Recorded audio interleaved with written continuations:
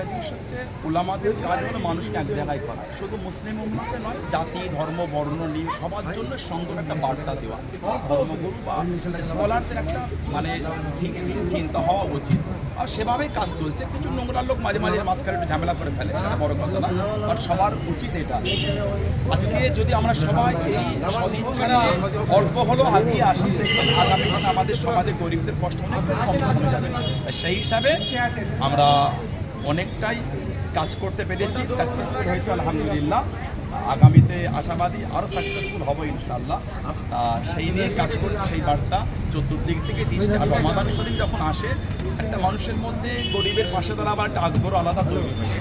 তাই আল্লাহ রহমতের মাসে এই যে দান করিয়েছেন লাখ লাখ কোটি কোটি শুকর তারা দরবারে, আশাবাদী আগামী দিন আরও বেশি করে দাঁড়াতে পারি, সেই দোয়া আল্লাহ পাকে।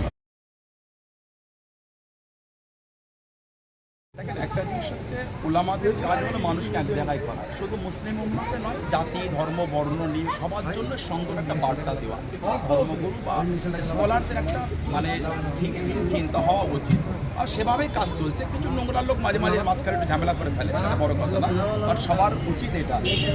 আজকে যদি আমরা সবাই এই সদিচ্ছা নিয়ে অল্প হলেও আগিয়ে আসি, আগামী দিনে আমাদের সমাজে গরিবদের কষ্ট অনেক কম যাবে।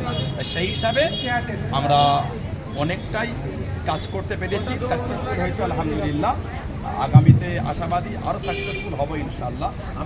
সেই নিয়ে কাজ করছে, সেই বার্তা চতুর্দিক থেকে দিচ্ছে। আর রমাদান শরীফ যখন আসে, একটা মানুষের মধ্যে গরিবের পাশে দাঁড়াবার একটা আগ্রহ আলাদা তৈরি হয়েছে। তাই আল্লাহ রহমতের মাসে এই যে দান করিয়েছেন লাখ লাখ কোটি কোটি শুকর তারা দরবারে, আশাবাদী আগামী দিন আরও বেশি করে দাঁড়াতে পারি, সেই দোয়া আল্লাহ পাকে।